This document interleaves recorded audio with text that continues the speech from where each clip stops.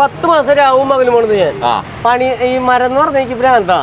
ഏത് മരം കിട്ടിയാലും ഞങ്ങൾ പടയ്ക്കും. അതിപ്പോ പേരല്ല, കിട്ടിയ എന്തും കിട്ടിയാലും അവരിഷ്ടമുള്ള സാധനം ആ ഫോട്ടോ വെച്ചിട്ട് തരുക ഞങ്ങള്. അതിനേക്കാൾ സൂപ്പർ സാധനം ഞങ്ങൾ ഉണ്ടാക്കും. ഒരു വേരല്ലത് പേര്. ഇത് എത്ര ജീവികളുണ്ട്? 42 ഉണ്ടായില്ലേ. 45 കൊല്ലായി പണിക്കിറങ്ങിട്ട് 13 വയസ്സ് തൊട്ട് തുടങ്ങിയതാ. ഹലോ കൂട്ടുകാരെ, എല്ലാവർക്കും നമസ്കാരം. ഞാൻ നമ്മുടെ തൃശ്ശൂർ കാളത്തോട് ഒളരിക്കര എന്ന് പറഞ്ഞൊരു സ്ഥലത്തോടെ അങ്ങനെ പോവായിരുന്നു കേട്ടോ. അപ്പോൾ നമ്മുടെ വഴിയരികിൽ ഒരുപാട് ശില്പങ്ങൾ ഇങ്ങനെ കൊത്തിവെച്ചേക്കണ കണ്ടു.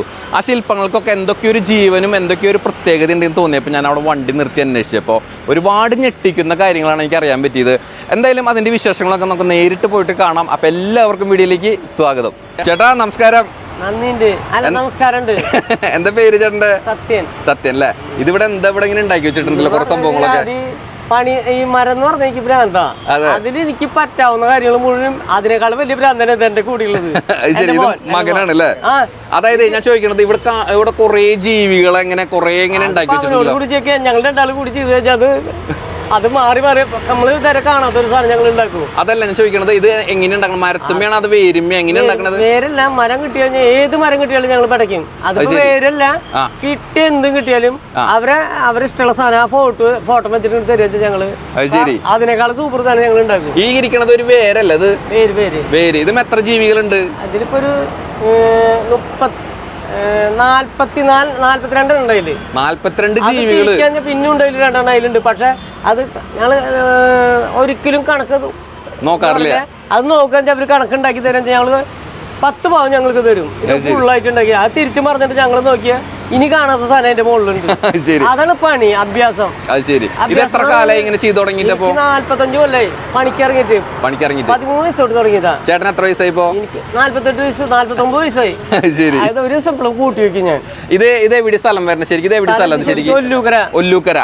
അവിടെ ചേട്ടന്റെ ഈ സ്ഥാപനം ഉണ്ട്. ഇപ്പോ ആ സ്ഥാപനം ഉണ്ടായിരുന്നു. ഇത് ഉണ്ടാക്കിയ സ്ഥലം തന്നെ ഈ ഒല്ലൂക്കര ലാസ്റ്റില് ഞങ്ങള് അതിന്റെ അപ്പുറത്ത് കിടന്ന് നടത്തറിയാ. ഈ കൈലാസം തന്നെ ഞങ്ങൾക്ക് തരുന്നത്. ഈ കൈലാസം തന്നെ എവിടെ ചേട്ടാ ഇത് എത്ര കാലം സമയം എടുത്തിട്ടാ പണിതത്? സമയം പറഞ്ഞിട്ടുണ്ടെങ്കിൽ അതൊരു 3 കൊല്ലത്ത്, അതായത് 10 മാസം രാവും മകനും പോണത് ഞാൻ. അത് കഴിഞ്ഞിട്ട് എനിക്ക് തീരെ പറ്റാണ്ടായിട്ട് പിന്നെ ഇതൊക്കെ കഴിഞ്ഞിട്ട് ഇതൊക്കെ എല്ലാം കഴിഞ്ഞിട്ട് ഫോട്ടോ കഴിഞ്ഞതിന് ശേഷം വീണ്ടും ഞാൻ നന്നായിട്ട് പിന്നെയും പണിത് ചെയ്യാൻ സാധനം. ആ പണിതെന്ന് പറഞ്ഞിട്ടുണ്ടെങ്കിൽ ഇതിന്റെ അടിയിൽ പറയുമ്പോൾ 42 കണക്ക് പിന്നെ ആൾക്കിന്റെ സാധനം എന്ന് പറയാൻ അവര് കഴിവനുസരിച്ച് മുഴുവൻ ഉണ്ടാക്കാൻ ചെന്നാൽ അതിന്റെ അപ്പുറത്തുള്ള സാധനം എന്റെ വേറെ ഉണ്ട്. ശരി, ഒരുപാട് നാളത്തെ ഒരു പ്രയത്നമാണ് ഈ ഒരു പണി എന്ന് പറഞ്ഞ ഭ്രാന്താ.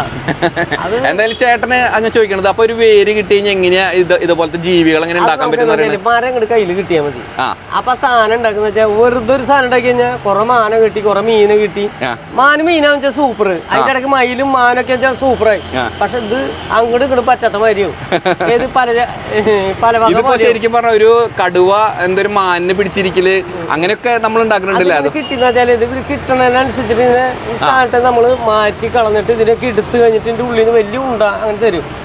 അതുമാതിരി ഇതിങ്ങനെ ഈ സാധനം നോക്കി ഇങ്ങോട്ട് നോക്കിയല്ലേ, ഈ സാധനം ഇങ്ങോട്ട് നോക്കിയേ. ഇത്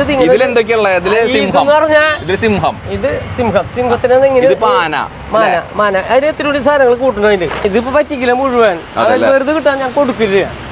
അവരെ കുടുംബത്തിന് ഐശ്വര്യം വേണം ഈ സാധനം കൊണ്ടുകൊള്ളാൻ പറയാ. അല്ലാണ്ട് ഇപ്പൊ മാനും മീനും മയിലൊക്കെ ആയിട്ട് ഉണ്ടാവണ്ടേ. ഇതിങ്ങനെ ഒരുപാട് നാളത്തെ എഫർട്ടാണ് അല്ലേ? അത് എനിക്കെന്ന് വെച്ചാൽ മരം കണ്ടെന്ന് പറഞ്ഞ പിന്നെ എനിക്ക് ഭ്രാന്താ. ഇവിടെ വേറൊരു പുതിയൊരു സംഭവം ചെയ്തോണ്ടിരിക്കണത്. ഒരു മത്സ്യകന്യകയാണ് ഇങ്ങനെ കിടന്നുകൊണ്ടിരിക്കണത് അല്ലേ? ഈ മത്സ്യകന്യക ഇത് എത്ര നാളത്തെ വർക്കത്? ഇതിപ്പോ ഒരു പേരെന്താ പറഞ്ഞ? യദുകൃഷ്ണ അല്ലേ? ഇതിപ്പോ എത്ര നാളെടുത്ത് ഇത് ഉണ്ടാക്കാനായിട്ട്? സമയല്ല നോക്കാറ്, നമുക്ക് അത്ര ഫിനിഷ് ചെയ്ത സാധനം വരണം. ഒരു 6 മാസത്തോളം എടുത്തിട്ടുണ്ടല്ലേ? ഇതിപ്പോ നമുക്ക് ഇത് കൊണ്ടുപോകാനുള്ളതാണോ ഈ വർക്ക്? ഇപ്പൊ കൊണ്ടുപോകാനുള്ളത് നമ്മൾ പറയണനുസരിച്ച് ഉണ്ടാക്കി കൊടുക്കും. നമ്മൾ എങ്ങനെയാ? ഇതിപ്പോ എവിടേക്ക് പോണേ? ഇതിപ്പോ കോയമ്പത്തൂർ പോവാണ് അല്ലേ? അത് ശരി. കാരണം ഇത് മത്സ്യകന്യക ഉണ്ട്, പിന്നെ ഇവിടെ ഒരു നല്ലൊരു കാട്ടുപോത്തുണ്ട്, പിന്നെ എന്തൊക്കെയുള്ളതില് ഇതില് ഒരു പുലി ഉണ്ട്. ഇത് നമ്മൾ ഓരോന്നോരോന്നിരുന്ന് കണ്ടുപിടിക്കണം അല്ലേ?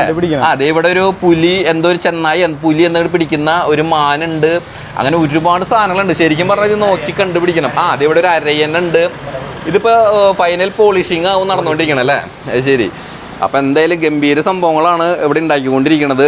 അപ്പോൾ നിങ്ങൾക്ക് ആർക്കെങ്കിലും ഇതുപോലത്തെ സംഭവങ്ങളൊക്കെ ആവശ്യമുണ്ടെന്ന് വെച്ചിട്ടുണ്ടെങ്കിൽ ഇവരെ വിളിക്കുക. കാരണം ഇതൊരു വലിയൊരു എന്താ പറയുക പ്രതിഭകൾക്ക് മാത്രം ചെയ്യാൻ പറ്റുന്നൊരു സംഭവങ്ങളാണ് കേട്ടോ അവർ ചെയ്തുകൊണ്ടിരിക്കുന്നത്.